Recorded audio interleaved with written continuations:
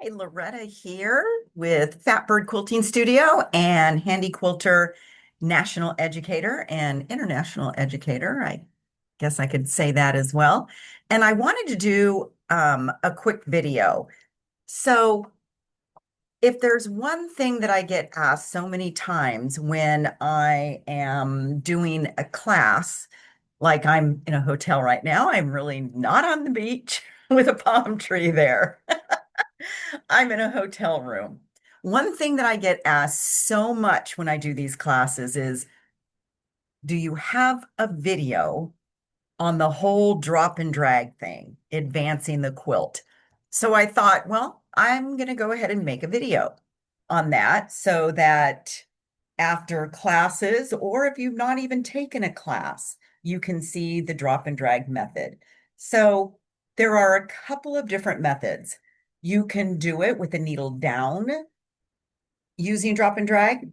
You can advance without dropping the needle and then doing drop and drag, or you can reposition your start points. So this video is going to be on the needle down method because I feel like that is the easiest one for people to wrap their minds around to get it. So that's what we're going to do today. So if you look at my screen here, you see that I have created a quilting space. This quilting space I created to signify my throat space. Okay, so this represents my throat space. If you're a Pro Stitcher Lite user, you must have a quilting space, or I think they call it, if you have Pro Stitcher Lite, I think it's called a safe space or an area. Oh, I'm not quite sure. Anyway, in Pro Stitcher Premium, it's called quilting space. So that's what I've created. I've also created, see in the pink, my area, and I've created my quilt on here. This is my throat space. This yellow part represents what has been quilted. So I did that before I started recording because it took forever. I'm in Pro Stitcher Simulator right now, so this took a while to stitch out. So now that it is stitched out, my first row is stitched out. I haven't canceled anything. It's not necessary. I'm going to, this says here, long pause jump, or actually it says long jump pause. And that's just telling you that it has ended here and it's going to start here. So I'm going to get rid of that. If it starts here and this represents my quilting space, right? It will not be able to quilt this next row. It will hit my bar and I will cry because when it does that, it throws everything out of whack. I can get it back where it needs to be. But if you're new in your quilting journey, you may not be able to. But besides that, nobody wants to hit their bar. Okay, so I'm going to put on my glasses and I'm going to show you how we're going to do the drop and drag with the needle down. So I'm going to click on simulate so that I can move my crosshairs. These are my crosshairs, which is also my needle because my crosshairs represent my needle, right? So now what I'm going to do is I'm going to bring my crosshair right underneath. Now I'm not going to do it here at the end. I'm not going to do it here at the beginning. I'm going to pick somewhere in the middle. Now I might even use my zoom. So I've just clicked on zoom. Zoom is an on-off tool.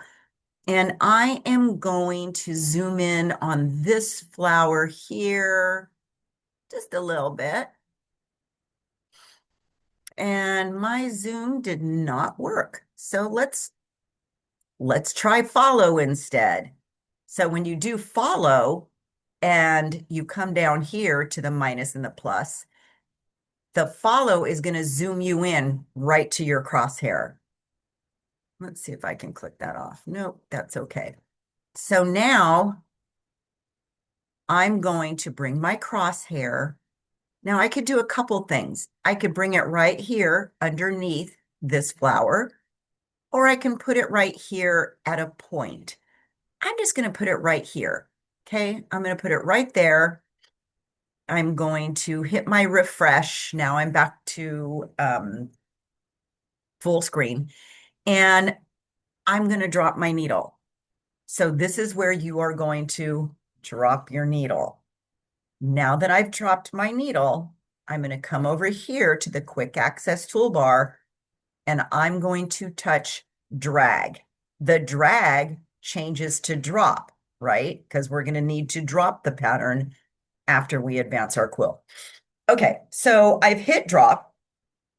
I'm going to take my side clamps off and I'm going to unlock the ratchets where my quilt back is loaded and my quilt top is loaded. I'm going to unlock those and I'm going to turn the hand wheel on my take up bar. So I'm going to advance and I'm going to do that right now. So my needle is down. I'm turning the wheel and I'm advancing my quilt.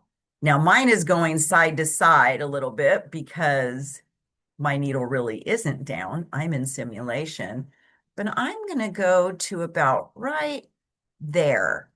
I can see my start point is here, my end point is here, and this represents my throat space. So I feel like this is a good place. So my needle is still down. Don't lift up your needle yet. And I'm going to come over here and I'm going to touch drop. Now you can lift your needle, put your side clamps on. Look, and I went a little crooked. I can see that. But if my needle was really down and I was moving up, it wouldn't have gone a little bit wonky. So I'm going to put my side clamps back on. I'm going to straighten out my batting if I need to straighten out my batting. I'm going to lift my needle. I think I said that, but that's super important. Lift your needle and baste your sides. Okay. So now that I've done everything that's going to move my quilt, my fabric, anything, I can go ahead and I can check to make sure I have room to stitch the new row.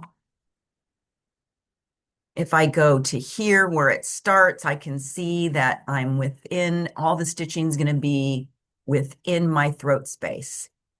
Because I never hit cancel and I did baseline. Now I know I baseline because look what happened when I moved it back, when I moved it up rather. I have this straight line across the bottom where I cropped and touched edges, and I have a blank space here. So I know that I baselined. I know that if I touch resume, even though there's no bullseye here, it's up here somewhere, it knows where to go. Pro Stitcher is going to know where to go. So here we go. Boop. It just pull up pause, pull up threads. I pull up my bobbin thread. I say resume. And now it's going to start in a minute. It takes a really long time in Simulate. So there it goes. Now it's starting to quilt. So now it's starting to quilt my next row. I successfully did a drop and drag and ta-da!